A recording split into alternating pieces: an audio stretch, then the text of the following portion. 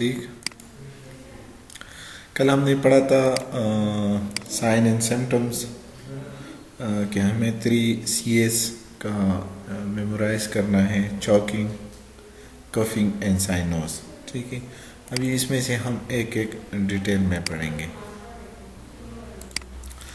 Cyanosis is usually the result of laryngospasm caused by overflow of saliva into the larynx from the proximal esophageal pouch। ठीक है, साइनोस क्यों हो जाता है और किसी कहते हैं इसमें लेरेंजियोस्पाज्म काज होता है, किसकी वजह से? ओवर सिक्रीशन ऑफ सलाइवा, इसको हम फोर्थ सलाइवा भी कहते हैं। ठीक है, it's normally clear after the removal of the secretion from the oropharynx by sectioning। ये कल हमने इसकी एबनॉर्मेलिटी पढ़ी थी ना, तो यहाँ पे ये अभी हमें ये बता रहा है कि इसको हम क्लियर कर सकते हैं थ्रू सेक्शनिंग। ठीक है, कल अगर आप लोग एक रिव्यू दे दे कल वाले लेक्चर को, तो आप लोगों को याद होगा कि हमने इसकी एबनॉर्मेलिटीज पढ़ी थी। ठीक है, स्लाइड सबको नजर आ रहा है?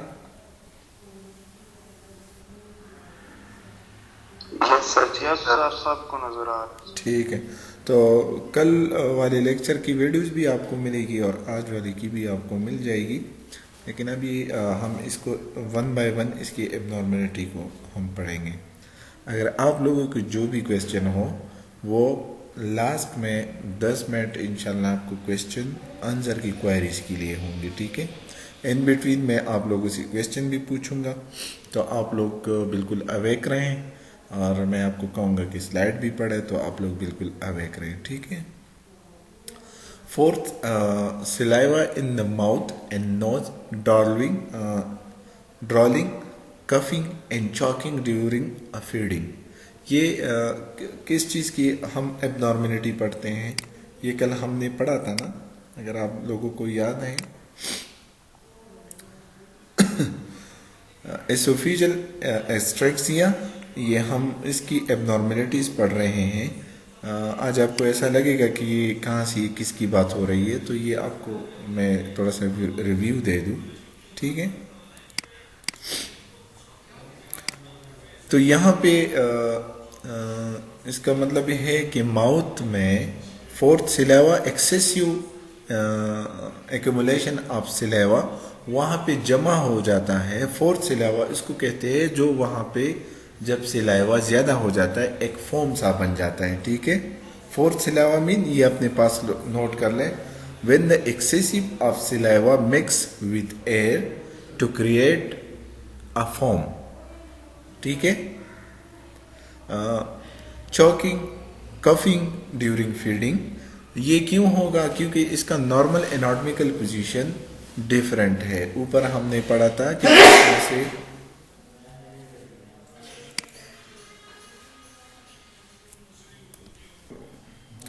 अच्छा, तो ये कल वाली हमने पढ़ा था कि फोर्थ सिलावा किसी कहते हैं, froth saliva is when the excessive of saliva mix with the air to create a foam. जब आपके गले में एक फॉर्म सा बन जाता है तो वहाँ पे क्या होगा? डेफिनेटली ब्लॉकेज आ जाएगा। ठीक है, तो वो क्या काज कर सकता है? कफिंग। आपको चॉकिंग का मतलब है कि आपके गले में आपको ऐसे महसूस होगा कि कोई चीज़ पंसी हुई है। ठीक है, अनएक्सप्लेन्ड साइनोसिस, अनएक्सप्लेन्ड साइनोसिस का मतलब है कि अनएक्सपेक्टेड। ठीक है, रीगर्जिटेशन एंड वोमिटिंग, वोमिटिंग होंगी लेकिन आपके स्टमक में जो कंटेंट हैं, जो बोलस है, वो बाहर आने को हम रिगर्जिटेशन कहते हैं। ठीक है, एब्डोमेन डिस्टेंशन, एब्डोमेन डिस्टेंशन क्यों होंगे? क्योंकि वहाँ पे गैसेस का एक्यूमुलेशन वहाँ पे बहुत ज़्यादा होता है। ठीक है, तो इसकी वजह से एब्डोमेन डिस्टेंशन होगा। Inability to pass gas orogastric feeding tube, feeding के लिए हम थ्रू नेजल, ठीक है, हम वो ट्यूब पास कर देते हैं for the purpose of feeding. ठीक है, elongation, elongation anastomosis and chest tube insertion. Anastomosis और इलांगेशन ये तकरीबन almost, but the differences is anastomosis का मतलब है कि एडजॉइंट। फॉर एग्जांपल अगर एक पार्ट इफेक्टेड है, ये वैसे मैं फॉर एग्जांपल के तौर पे मैं आपको कह दूं कि अगर फॉर एग्जांपल आपका हीलियम और ड्यूडिनम, अगर इसको आप एडजॉइन करते हीलियोजियोस्टमी यानी कि जो मिड पार्ट रिमूव कर देते हैं और दूसरों को आपस में मिलाते हैं, इसको एनास्टोमोसिस कहते हैं।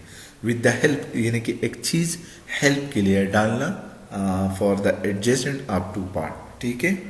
इसी तरह एलंगेशन भी है। एलंगेशन आप लोगों ने डीएनए स्ट्रैंड में भी पढ़ा होगा कि एलंगेशन का मतलब है कि दो चीज डीएनएज आरएनएज को मिलाना। तो यहाँ पे तो हम आरएनएज और डीएनएज की बात नहीं कर रहे हैं, यहाँ पे तो हम ऑर्गन की बात कर रहे हैं, हम पार्ट की बात कर रहे हैं, हम टिश्यू की बात कर रहे हैं। तो यहाँ पे एलंगेशन का मतलब है दोनों हिस्सों को मिलाना, ठीक है। चेस्ट ट्यूब इंसर्शन, वो हम क्यों चेस्ट ट्यूब इंसर्शन हम क्यों डालते हैं? एनीवन? सलीम?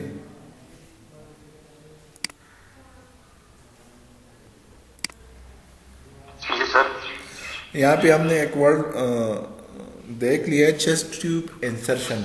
ये हम क्यों डालते हैं? चेस्ट ट्यूब हम क्यों डालते हैं इस पेशेंट पे? कल वाली क्लास में आप थे? वो आखिर में सर पहली क्लास में से। अच्छा, यहाँ पे खैर ये तो इतना मुश्किल नहीं है, ये तो मैंने ऊपर भी रीड आउट कर दिया, आप लोगों को एक्सप्लेन कर दिया कि हम किस चीज़ के बारे में हम पढ़ते हैं और यहाँ पे ये क्या बात हो रही है। तो ये चेस्ट ट्यूब की बात यहाँ पे क्यों आ गई? एनास्टिमोसिस, एलंगेशन, ये मैंने बता दिया ना। तो चेस्ट ट्यूब किस पर्पस के लिए हम डालते हैं? सर ये एलंगेशन या लाइगेशन है? लाइगेशन।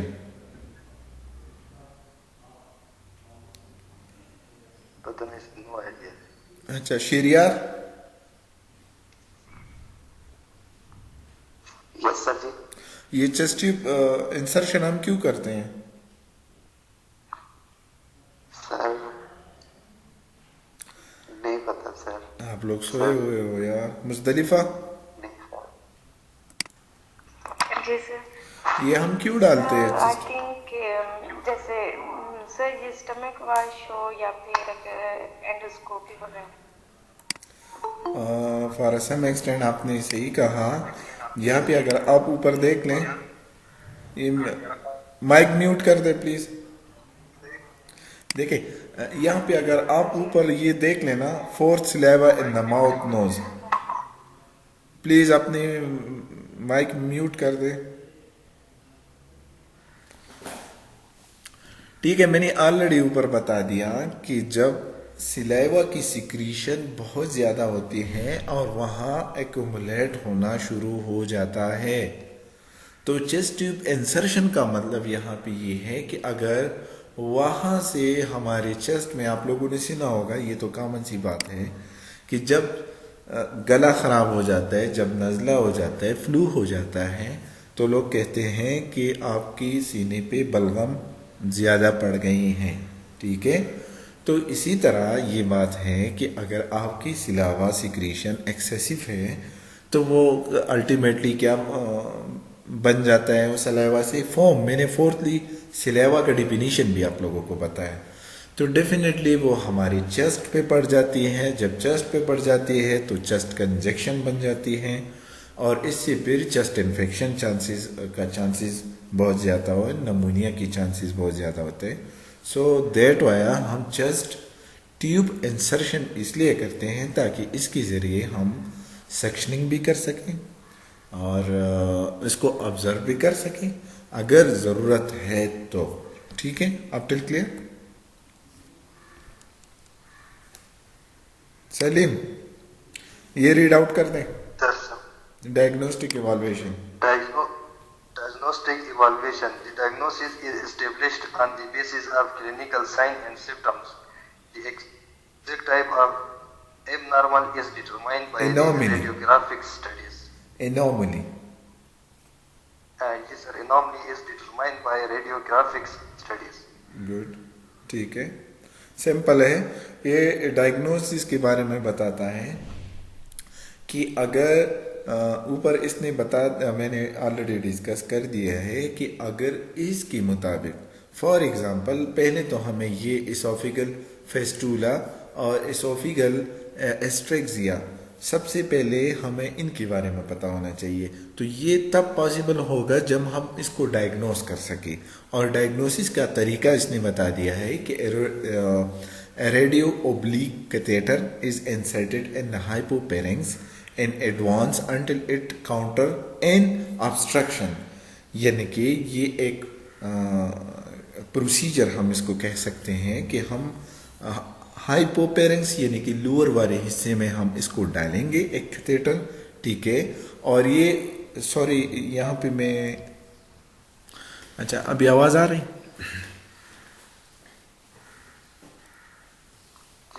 अच्छा, तो वही कैथेटर के जरिए हम इस ऑब्स्ट्रक्शन को पॉइंट आउट कर सकते हैं, ठीक है।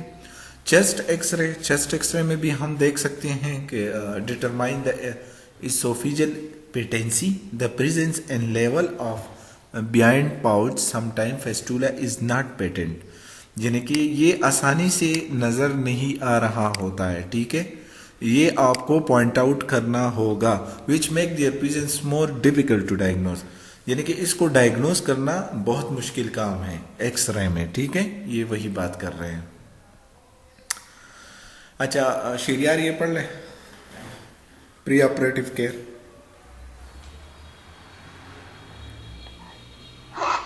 Pre-operative care. Infant may be incubator, ventilator. Maintain upright position to prevent aspiration. Suction nose, mouth and pharynx. Catheter is placed into the esophageal pouch and put on intermittent suction to keep the pouch empty. Administer prophylactic antibiotics to prevent aspiration pneumonia. Intake and output. NPO nothing पर oral. And TPN total parental nutrition or IV intravenous. ठीक है। Pre operative में हमें इन चीज़ों का बहुत ख्याल रखना है, ठीक है। यहाँ पे इंक्यूबेटर एंड वेंटिलेटर की बात की है। तो मेरा आप सबसे क्वेश्चन है, अगर जिसको आता है वो सिर्फ अपना माइक ओपन करे, फिर मैं पूछूंगा कि फिर मैं नाम से आप लोगों को कहूँगा कि प्लाना मुझे बताए, ठीक है। यहाँ पे सबसे पहले पॉइंट है इनफेंट में भी इंक्यूबेटर और वेंटिलेटर, ठीक है। यहाँ पे मुझे ये बताएं कि पेशेंट को क्यों इन चीज़ों की ज़रूरत पड़ती है।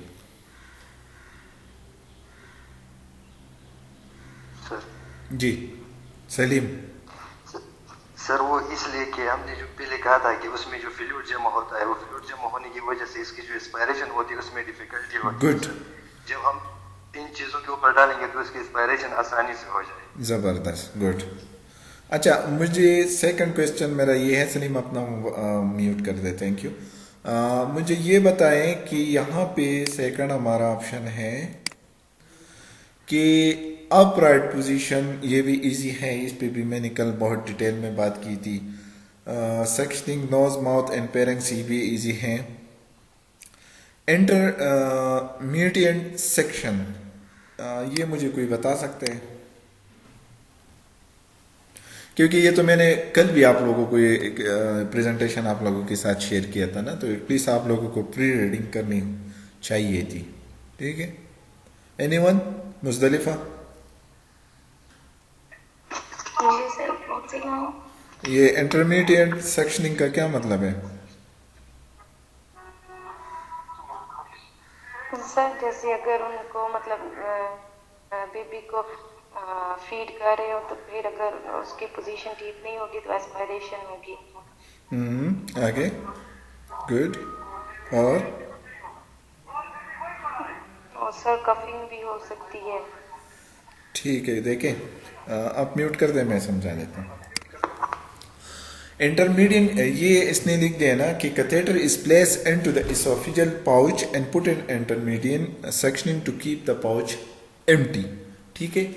ये वही बात बता रहा है कि आपको इन बिटवीन अगर आपने ऑब्जर्व किया और वहाँ पे इसकी सिलेवा के एक्यूमुलेशन ज़्यादा हो गई हैं तो इन बिटवीन यानी कि दरमियान में आप इसकी सक्शनिंग कर सकते हैं, ठीक है, इसका मतलब ये है।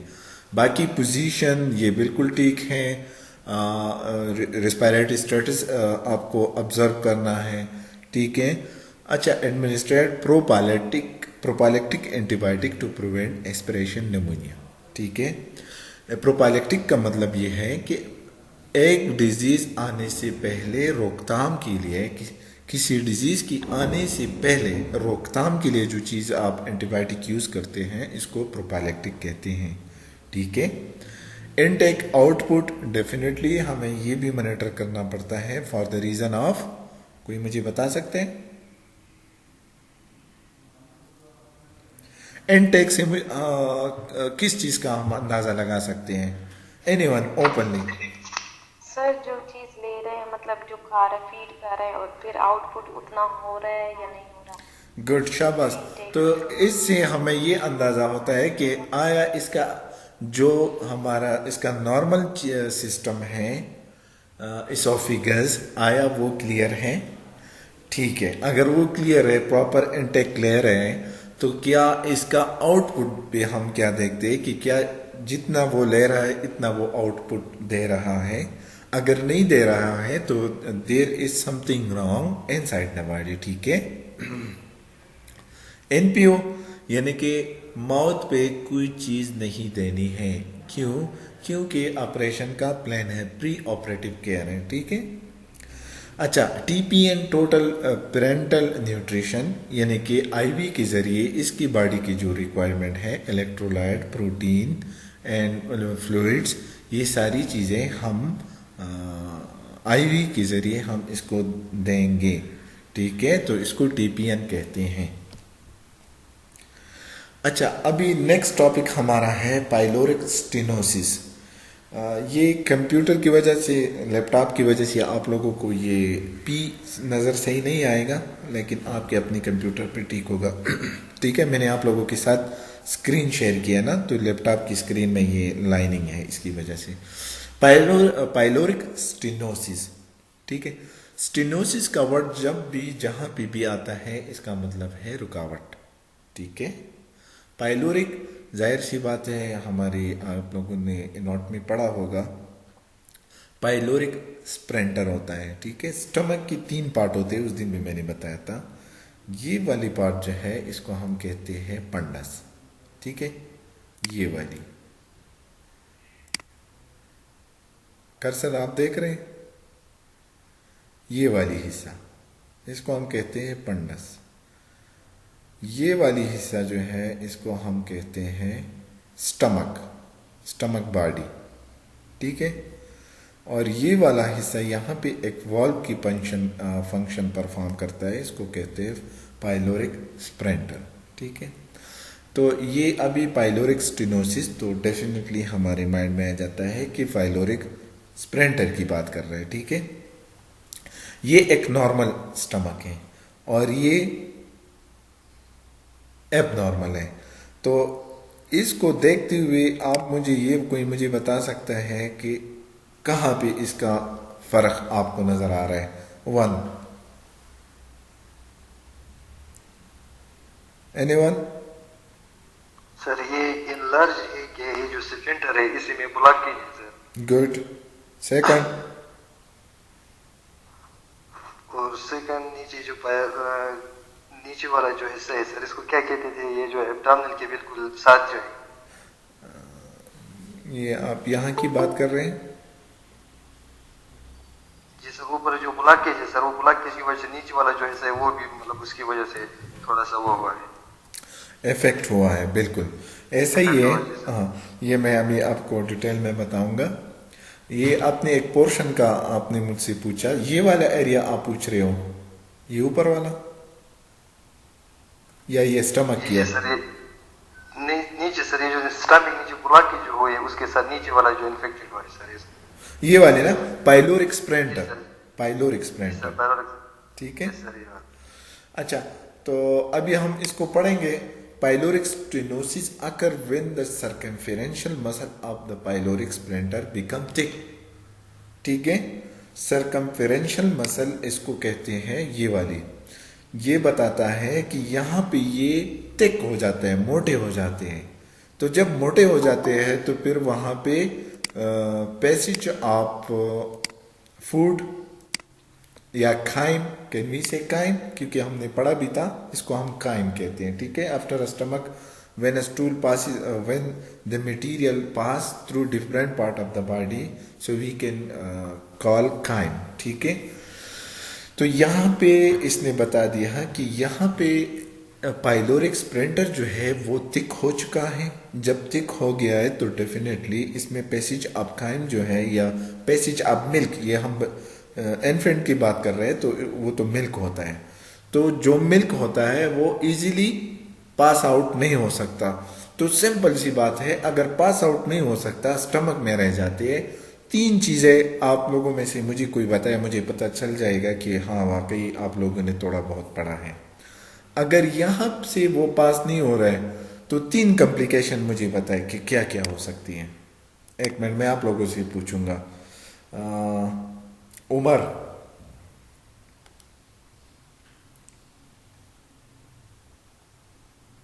बहादुर,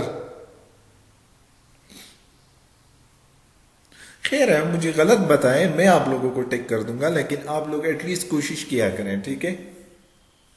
बहादुर, शेरियार, यस सर जी। अगर फॉर एग्जाम्पल कॉम्प्लिकेशंस जो होंगी, हाँ, मुझे तीन चीजें कॉमन बताएं कि उसके होने का चांसेस हो। अगर रुकावट है, आगे पास नहीं हो रहा है, ड्यूडिनम में पास नहीं हो रहा है, वो डाइजेस्ट होके स्टमक में ही रह जाते हैं, तो इसकी क्या तीन चीजें मुझे बताएं कि क्या क्या हो सकती हैं। अच्छा, मैं बता देता हूँ, मुझे पता चल गया, ठीक है। ठीक है सर। देखिए, कॉमन सी बात है, अगर पास नहीं हो रहा है तो आप मुझे ये बताएं, रिगर्जिटेशन हो सकती है? आप लोग मुझे जवाब दें। सर हो सकती है। हो सकते हैं। फ्लूटस हो सकती हैं, गैसेस एक्यूमुलेट हो सकती हैं। जी सर। जब हो सकते हैं तो आप लोगों को बताना चाहिए था ना, ठीक है। अच्छा, वो म्यूट कर सर दें। ये इसमें फिर इनकी पेरिस्टालिसिस भी होगी सर। Exactly, good. ये किसने कहा? मैंने sir. Good good. Mohammad Salim. ये जितने में गुड, ये जितनी भी चीजें हैं वो सारी डिस्टर्ब हो सकती हैं, ठीक है। क्योंकि वहां पे अगर प्रेशर भी कल मैंने बताया था कि अगर वहां पे प्रेशर बिल्डअप हो जाता है तो इसके साथ और भी बहुत सारी इश्यूज हो सकती हैं, ठीक है। Resulting in elongations and narrowing of the pyloric canal. वही बात है कि यहाँ पे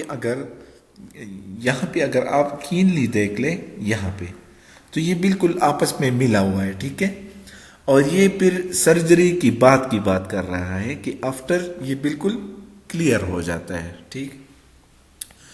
PS also known as infantile hypertrophy, ठीक है। हाइपरट्रोपी का मतलब है मसल का बढ़ना, ठीक है। तो इसका मैं पाइलोरिक स्टेनोसिस, इसको हम दूसरे नाम से भी वो याद कर सकते हैं, इनफर्टाइल हाइपरट्रोपी, पाइलोरिक स्टेनोसिस, ठीक है, is the most common cause of intestinal obstruction in infancy, ठीक है। ठीक है, बिल्कुल। हाइपरट्रोपी का मतलब है मसल का बढ़ना, ठीक है। इसके साथ एक दूसरा वर्ड भी आएगा, मैं अभी अब बताऊंगा। Infantile hypertrophy pyloric stenosis occur IHPS short form है, ठीक है। Infantile hypertrophy pyloric stenosis occur secondary to the hypertrophy and hyperplasia of the muscle layer of the pylorus। यहां पे ये आप नोट कर ले, हाइपरट्रॉपी का मतलब है मसल का बढ़ना, ठीक है। और हाइपरप्लेजिया का मतलब है सेल्स बढ़ेंगी और अपनी कांस्टेंट साइज और मकदार में। इसका मैं आप लोगों को ऐसे मिसाल दे सकता हूं कि अगर आप एक्सरसाइज करते हो तो आप में हाइपरट्रॉपी होगा या हाइपरप्लीजिया होगा, कोई मुझे बता सकते हैं? सर हाइपरट्रॉफी होगा। हाइपरट्रॉपी वो कैसे? क्योंकि सर मसल्स इनलार्ज होते हैं। और हाइपरप्लीजिया क्या है? उसमें भी तो मसल बढ़ते हैं। सर आपने भी बताया उसमें सेल जो होते हैं वो बढ़ते हैं। देखिए, हाइपरट्रॉपी जो है ना वो एबनॉर्मेलिटी है, ठीक है। हाइपरप्लीजिया जो है वो इसमें भी सेल्स बढ़ते हैं लेकिन इसकी साइज और मिकदार एक जैसा होगा। समझ गए? अगर फॉर एग्जांपल यस सर। कोई आपने देखा होगा, अगर कोई जिम जाता है तो इसकी बाइसेप ट्राइस, ये म्यूट कर दे अपना माइक। आप लोगों ने देखा होगा कि जो लोग जिम जाता है तो उसकी मसल बाइसेप, यानी कि जहां पे वो कोशिश करता है बाइसेप, शोल्डर, थाइज, मतलब जहां पे भी वो मेहनत करता है वो बढ़ जाता है। क्यों? क्योंकि वहां पे प्रोटीन्स और मिनरल, न्यूट्रिएंट, ये सारे आप मेहनत से उसको बढ़ा देते हो।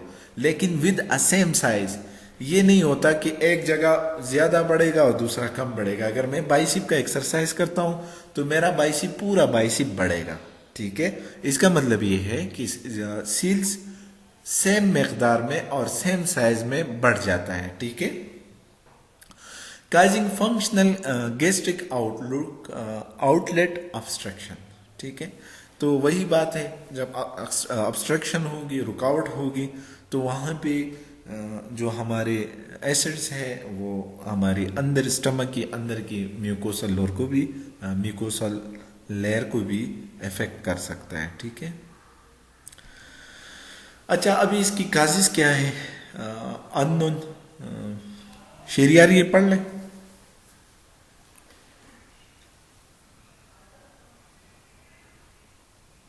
मेरा Causes unknown, genetic factor, positive family history, use of drug in pregnancy like erythromycin or first week of the life neonate and others.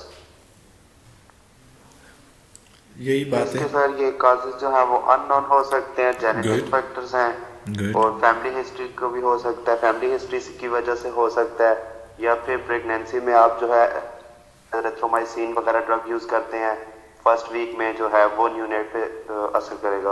अच्छा, ये एलेक्ट्रोमाइसिन इसलिए कहते हैं ना कि प्रेगनेंसी में अपनी तरफ से कोई भी मेडिसिन यूज़ नहीं करना चाहिए, ठीक है, क्योंकि वो फीटल की लाइफ भी बहुत नज़रअंदाज हो सकता है।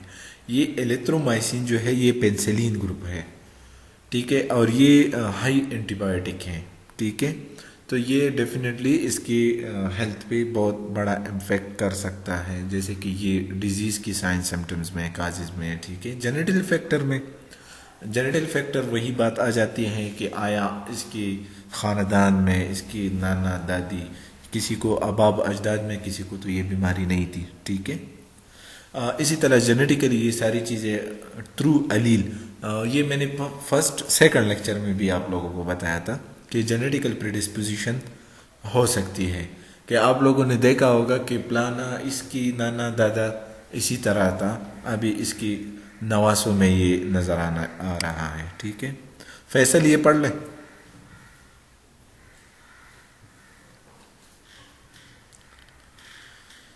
Faisal,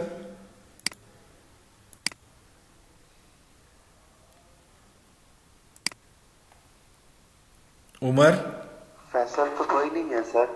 sorry, yes sir. Salim, मैं सॉरी। उमर आप पढ़ लें। Sir, vomiting is the first symptom in most children. Vomiting may occur after every feeding or only after some feeding. Vomiting usually starts around 3 weeks of age, but may start anytime between 1 week and 5 months of age. Vomiting is forceful, projectile vomiting, non-bilious vomiting. ठीक है, ये अभी ये बता रहा है कि vomiting is the first symptoms in most children, यानी कि सबसे पहले इस पे वोमिटिंग लगेगा। वोमिटिंग क्यों लगेगा उमर? उमर सर पता नहीं सर। ये ऊपर मैंने नहीं बताया कि जब प्रेशर वहां से पास नहीं हो रहा है, वहां पे प्रेशर बिल्डअप हो रहा है, गैस्ट्रिक HCl वहां पे ज्यादा हो रहा है, तो वोमिटिंग नहीं होगी। Try to concentrate. आप लोग क्लास अटेंड कर रहे हैं तो एटलीस्ट लेक्चर पे ध्यान दें। ये ना सोचे कि मुझे वीडियो मिलेगी और मैं उसमें से फिर करूंगा, या मुझे PPTs मिलेगी मैं उसमें से फिर स्टडी करूंगा। जितना आप टाइम दे रहे हो उसको कीमती बनाएं, ठीक है? सबको मैं कह रहा हूँ। वोमिटिंग में occur after every feeding. Every feeding इसलिए होगा क्योंकि वहां से आगे पास नहीं हो रहा है, ठीक है? तो उसको डेफिनेटली वोमिटिंग ही होगी, ठीक है? अगर इसको वोमिटिंग होगी तो उसको भूख भी ज्यादा लगेगी, क्योंकि जो वो इंटेक कर रहा है, जितना वो खा रहा है, वो बाहर स्क्रीट आउट हो रहा है। जब स्क्रीट आउट हो रहा है थ्रू वोमिटिंग, तो उसको इसका स्टमक खाली रहेगा। जब स्टमक खाली रहेगा तो उसको भूख लगेगी, ठीक है? Vomiting usually start around 3 week of age. ये अभी हमें एज बता रहा है कि 3 हफ्तों के एज में इसको वोमिटिंग स्टार्ट होंगी, ठीक है? बट मैं start any time between 1 week and 5 month of age, यानी कि पहले वीक से लेके 5 मंथ ऑफ एज तक वोमिटिंग स्टार्ट हो सकता है, ठीक है? Vomiting is forceful projectile vomit. यहाँ पे फिर मेरा क्वेश्चन है, फोर्सफुल यहाँ पे क्यों कहा गया है? एनीवन? सर ये फोर्सफुल इस वजह से क्योंकि आगे से बोला कि जब वो एक फोर्स से मतलब वोमिटिंग हो जाएगी, क्योंकि आगे पास होने की जगह नहीं है सर। और दूसरा इसके जो डाइजेशन है वो आगे डाइजेशन भी नहीं हो सकती। गुड, ये भी ठीक है। और क्योंकि वहां पे प्रेशर बिल्ड होता है, प्रेशर इंक्रीज होता है और आप ऊपर से और फीड करवा रहे हो, तो फोर्सफुल इसलिए है कि स्टमक और टॉलरेट नहीं कर सकता और वो वहां से डायरेक्ट वोमिट कर देता है, ठीक है? बोलस वोमिटिंग यानी कि जोर से उसको बाहर निकाल लेते हैं, ठीक? दूसरा ये सर ये प्रोजेक्टाइल वोमिटिंग, इसका क्या मतलब? प्रोजेक्टाइल, ये ऑलरेडी इसी फोर्सफुल वोमिटिंग को हम प्रोजेक्टाइल वोमिटिंग कहते हैं, ठीक है?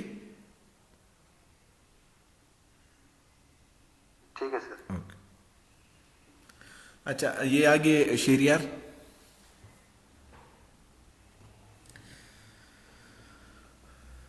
The infant is hungry after vomiting and wants to feed again. Abdominal pain, constant hunger, dehydration gets worse as vomiting gets worse. Failure to gain weight or weight loss. Wave-like motion of the abdomen shortly after feeding and just before vomiting occurs. Waves of peristalsis which move from left to right over the body belly as the stomach tries to empty itself against the thickened pylorus. ठीक है, ये अभी आपको वही बता रहा है कि ये मैंने ऊपर बता भी दिया कि इन्फेंट हैंग्री होगी। क्यों? क्योंकि वो ऑलरेडी वोमिट कर रहा है, इसके स्टमक में कंटेंट नहीं रहता। नहीं रहने का वजह ड्यू टू द फाइलोरिक स्टेनोसिस, वहां पे रुकावट है, आगे पास नहीं हो रहा है, ठीक है? एब्डोमिन पेन होगी। एब्डोमिन पेन क्यों होगा? क्योंकि वहां पे प्रेशर बिल्टअप होता है। प्रेशर बिल्टअप होता है due to the blockage of pyloric stenosis. वहां पे ऊपर से प्रेशर बिल्ट होता है, उसका कोशिश होता है कि हम इसको आगे लेके जाए, आगे इसको पास कर दे, लेकिन आगे रुकावट है, वहां से पास नहीं हो रहा है। स्टमक में इसके ऊपर HCl सीक्रेट होता है, इसको और भी डाइजेस्ट करते हैं और भी करते हैं, बल्कि इवन यहाँ तक आ जाते हैं कि उसको प्रोजेक्टाइल वोमिटिंग के जरिए बाहर निकाल लाते हैं। अच्छा, जब ये सारी अगर वोमिटिंग हद से ज़्यादा हो जाती है तो क्या होगा? डिहाइड्रेशन होगा। बिल्कुल डेफिनेटली डिहाइड्रेशन होगा, क्योंकि हमारी बॉडी में जितनी भी लिक्विड्स होती है वो ज़ाया हो जाती है। जब इसको खाना नहीं मिलता तो वो वेट कैसे गेन करेगा, ठीक है? Wave like motion of the abdomen shortly after a feeding and just before vomiting occur, यानी कि इसकी स्टमक तक पहुंचने से पहले ही इसको वोमिटिंग अकर होगा, क्योंकि वहां पे ब्लॉकेज है, ब्लॉकेज की वजह से, ठीक है। View of peristalsis which move from left to right over the baby belly. Belly mean यानी कि पेट थोड़ा सा बाहर की तरफ उबला हुआ, यानी कि बाहर की तरफ निकला हुआ, ठीक है। एक तो ज्यादा होते हैं, ज्यादा नहीं, यानी कि लोअर अम्बलाइकस रीजन एब्डोमेन जब निकलता है इसको हम बेली कहते हैं, ठीक है। ये क्यों हो जाता है? क्योंकि ऑलरेडी इसके स्टमक में गैसेस बनना शुरू हो जाता है due to the thick pylorus की वजह से, ठीक है। प्रेशर बिल्टअप होता है, तो ये वही बात कर रहे हैं, ठीक है। Sign of dehydration, dry skin होगा। ये हमें कैसे पता चलेगा कि ये डिहाइड्रेटेड है? ठीक है, ड्राई स्किन होगा, लेस ट्रेयरिंग, यानी कि अगर जब वो रोता है इसकी आंसू नहीं होगी, एंड ड्राई डायपर, जाहिर सी बात है अगर उसको पेशाब नहीं आएगी तो इसका डायपर जो है, पेम्पर हम उसको कह सकते हैं, पेम्पर इसका बिल्कुल खुश्क रहेगा। एब्डोमेन डिस्टेंशन, एब्डोमेन डिस्टेंशन क्यों रहेगा? क्योंकि इसकी गैसेस अंदर इंक्रीज हुआ है, ठीक है।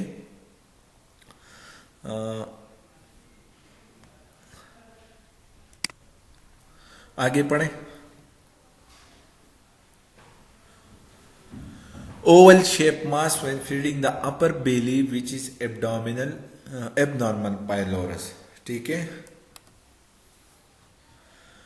ओवली शेप मास, ओवली मीन गोल, यानी कि जैसे कि मैंने बता दिया ना, when feeling the upper belly which is abnormal pylorus, ये साइन सिम्टम और इसकी बात कर रहे हैं कि अगर आप देख ले ओवल टाइप शेप होगा एब्डोमेन की, अगर आप बच्चे को लिटा दे और इसको आप ऑब्जर्व कर दे तो आपको ये बेली नजर आएगा, तो ये साइन होगा किस चीज की? एबनॉर्मल पाइलोरस की, ठीक है। यानी कि फिर आप ये बाद में कहेंगे कि पाइलोरस स्टेनोसिस है या कोई और एबनॉर्मेलिटी है, लेकिन आपको इतना अंदाजा होना चाहिए कि ये बेली का पेशेंट है, ठीक है।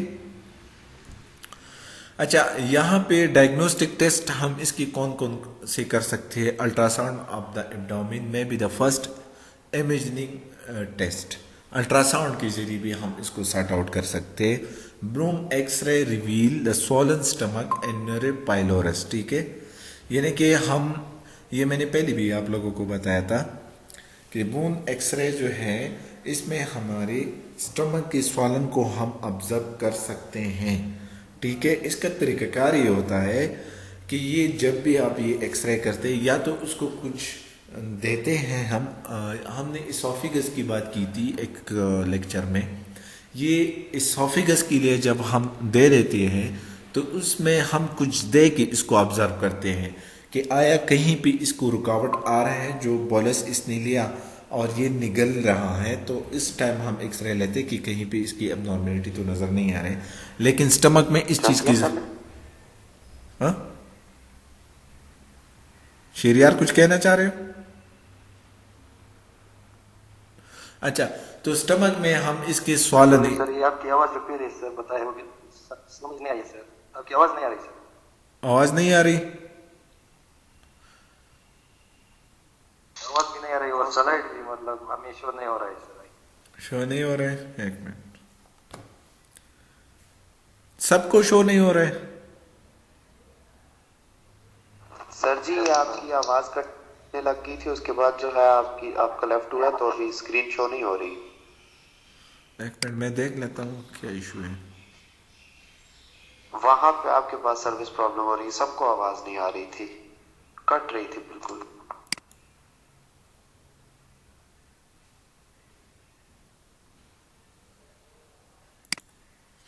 एक मिनट मैं चेक कर देता हूँ।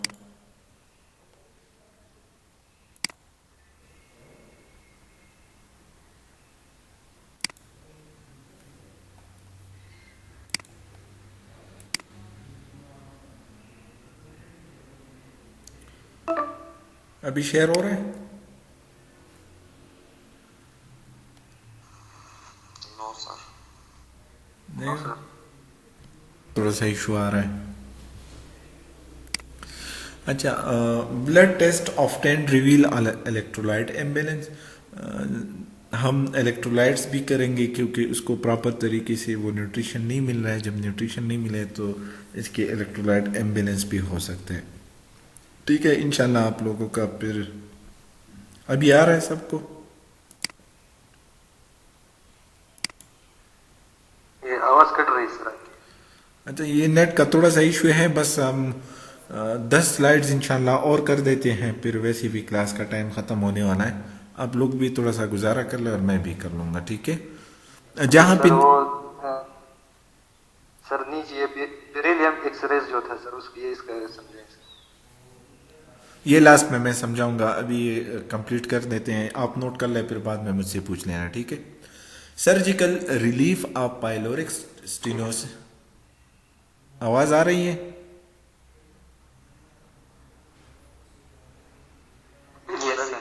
अच्छा, surgical relief of pyloric stenosis by pyloromyotomy muscle splitting, यानी कि हम अभी थेरेपेटिक की तरफ आते हैं। पाइलोलेरोमायोटोमी, ठीक है, पाइलोलेरोमायोटोमी, ठीक, सर्जिकल प्रोसीजर है। इसमें हम क्या करते हैं, हम स्टेनोसिस जहां पे बने हुए होते हैं पाइलोरिक स्प्लेंटर पे, जो थिकनेस बना हुआ होता है उसको हम क्या करते हैं, ओपन कर, हम नहीं, सर्जन इसको स्प्लिट अप करते हैं, इसको खोल देता है, ठीक है। तो जब खोल देता है तो क्या होगा,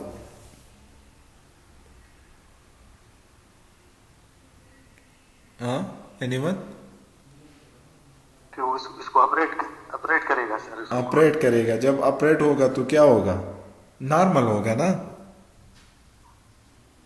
जी सर, नॉर्मल पोजीशन। अच्छा, इस प्रोसीजर को कहते हैं पाइलोरोमायोटोमी, ठीक है।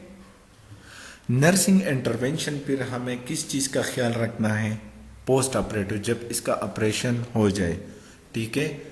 Dehydration and replacement of electrolyte, यानी कि हम इसको जितना फ्लूइड दे सकते हैं हम इसको देंगे as per their body weight, यानी कि जितना इसकी बॉडी को चाहिए उतना हम देंगे, इससे हम ज्यादा नहीं दे सकते, ठीक है। Vital sign, intake, output recording, check from NG drainage, ठीक है, प्रोटेक्शन फ्रॉम इन्फेक्शन, ये वही बिल्कुल सिंपल सी बातें हैं। इसमें जो कुछ आपकी समझ में वो नोट कर ले, मैं अभी डिस्कस कर लूंगा। फीडिंग यूजुअली बिगेन 4 to 6 और post operate live with the small frequent feeding of glucose and water, ठीक है। हम इसको सर्जरी के बाद हम इसको ग्लूकोज और वाटर का थोड़ा सा वो फार्मूला वो हॉस्पिटल में आप लोग इंशाल्लाह देखेंगे, फार्मूले के तहत उसको मिल जाता है, ठीक है, वो दे देता है पेशेंट को। क्यों, for the purpose of glucose हम क्यों देते हैं, क्योंकि ये हमारे स्टार्च, ग्लूकोज, ग्लाइकोजीन, ये सारी चीजें हमारी बॉडी की जितनी भी एनर्जी है वो ग्लूकोज से बनता है, ठीक है। encourage parents to visit and involve patient care, आप इसकी पेरेंट को कहेंगे कि आप इसका किसी तरह केयर करेंगे, वो आप ही समझाएंगे, आप ही इनको बताएंगे कि इन चीज़ों का कैसे आपको केयर करना है, ठीक है। नार्कोटाइजिंग एंटीरोकोलाइटिस, ये नाम से अभी इसका अंदाजा, ये आप लोग पढ़ ले, ये इजी है। शेरियार ये मुझे बताएं, ये रीड आउट कर दे।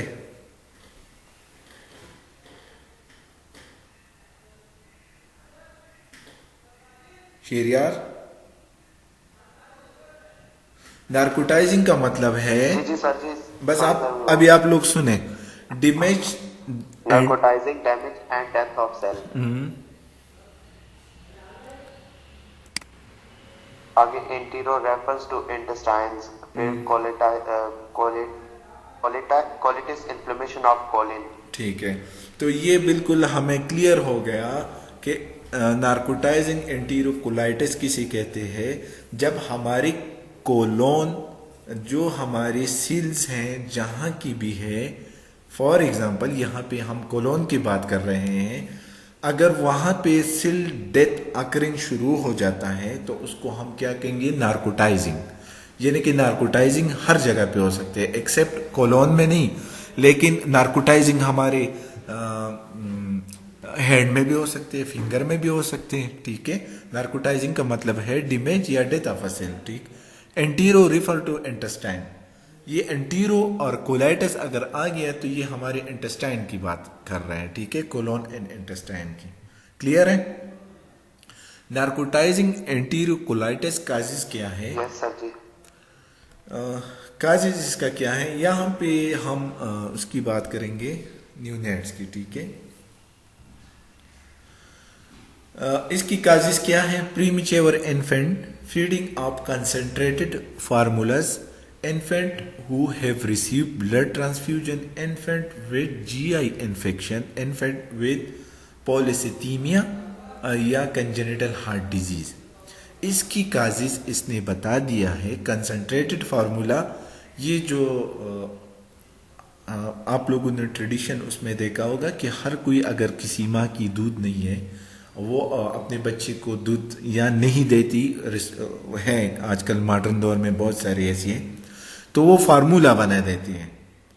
जब वो फार्मूला बना देते हैं, इनको ये पता नहीं होता कि इसमें किस चीज़ का कितना कंसंट्रेशन होना चाहिए, ठीक है। ये वही फार्मूले की बात कर रहे हैं।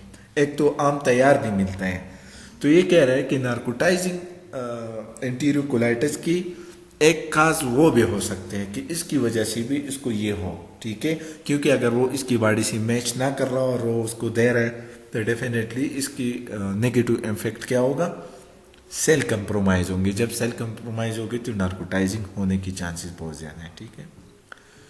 अच्छा, infant who have received blood transfusion, अगर इसको ब्लड ट्रांसफ्यूज किया गया है उसकी वजह से भी हो सकता है। क्यों? क्योंकि वो अगर उसकी बॉडी से या इसकी सेल से वो मैच नहीं कर रहा या वो कोऑर्डिनेट नहीं कर रहा है तो उसकी वजह से भी हो सकती है। ये गैस्ट्रोइंटेस्टाइनल इन्फेक्शन, अगर अंदर से कोई और इन्फेक्शन है उसकी वजह से भी हो सकता है, ठीक है, समझ आ गई। इन्फेंट विद पॉलीसिथीमिया, अगर खून की कमी की वजह से ये भी हो सकता है। अगर खून की कमी है, सेल को प्रॉपर ऑक्सीजन नहीं मिलेगा, जब ऑक्सीजन नहीं मिलेगा वहां क्या होगी? सेल डेथ होना शुरू हो जाएगा, ठीक है। कंजेनिटल हार्ट डिजीज, ये भी इसके साथ को कनेक्टेड है। अगर इसका हार्ट प्रॉपर फंक्शन नहीं कर रहा है और किसी ऑर्गन, किसी सेल, किसी पार्ट को प्रॉपर ब्लड सप्लाई नहीं मिल रहा है, इसको न्यूट्रन, जब ब्लड सप्लाई नहीं मिल रहा है इसको न्यूट्रन नहीं मिलेगा, जब न्यूट्रन नहीं मिलेगा उसको ऑक्सीजन नहीं मिलेगा, जब ऑक्सीजन नहीं मिलेगा तो वहां पे क्या होगा? डिटोरिएट होगा, ठीक है, सेल डेथ अकर होना शुरू हो जाएगा। हिस्ट्री ऑफ फार्मूला फीडिंग, अभी आप क्लिनिकल मैनिफेस्टेशन इसका कैसे करेंगे? जब इस तरह का बच्चा कोई लेके आए, पेशेंट आ जाए, खुद तो नहीं आएगा, बच्चा है, खुद आएगा या कोई लेके आएगा? कोई लेके आएगा सर। लेके आएगा, ठीक है, तो उसके वालिदैन लेके आएंगे। बिल्कुल ऐसे ही है। हिस्ट्री ऑफ फार्मूला फीडिंग, ऊपर हमने बता दिया, अगर वो अपनी तरफ से कोई ऐसी मिल्क दे रहे हैं तो उसकी वजह से भी हो सकते हैं। तो सबसे पहले हम इसकी हिस्ट्री लेंगे, फीडिंग स्टमक, ठीक है, यानी कि खाने पीने की, फीडिंग की आप इनसे पूछेंगे कि कितने टाइम बाद आप इसको फीड कर रहे हो, फिर वॉमिट नहीं कर रहे, इस तरह की आप हिस्ट्री लेंगे। एब्डोमेन डिस्टिंक्शन आप खुद ऑब्जर्व करोगे, शाइनी एब्डोमेन तो नहीं है, shiny abdomen is the sign of gases, ठीक है। इसका मतलब ये है कि इसके एब्डोमेन में बहुत सारी गैसेस एक्यूमुलेट हो चुका है और फ्लूट आउट नहीं हो चुका है, ठीक है। अच्छा, ब्लीडी बाउल मोमेंट, ब्लीडी बाउल मोमेंट का मतलब है यानी कि तकलीफ दे, और अगर वो स्टूल पास करे, यहाँ पे ये चीज़ बहुत इंपॉर्टेंट है, अगर वो स्टूल पास करे वो म्यूकस होगा, ठीक है, जैसे कि जेली आप लोगों ने देखा होगा इसी तरह का म्यूकस होंगे, ठीक है। अभी आप ये एक्सरे से आप लोगों को थोड़ा बहुत अंदाज़ा होगा कि जब गैस फिल्ड हो जाता है कहाँ पे? एब्डोमेन में, ये निशानी होगी इधर, ये गैस की निशानी है, ठीक है। और जब ये होंगी, क्योंकि किस वजह से, ऊपर मैंने बताया था, एनीवन? accumulation of fluids. यहाँ पे फ्लूइड नहीं, यहाँ पे गैसेस की बात कर रहे हैं हम, ठीक है। सर वो shiny abdomen, sorry, shiny abdomen होगा, गैसेस हो, ये गैसेस, ये यानी कि अगर फॉर एग्जांपल आपको वो एब्डोमेन शाइनी नज़र आया तो इसका मतलब ये होगा कि अंदर बच्चे के पेट में बहुत सारी गैसेस जमा हो चुकी है। तो ये साइन क्या हो सकता है, किसी सम एबनॉर्मेलिटी की तरफ आपको इंडिकेशन दे रहा है। ठीक है,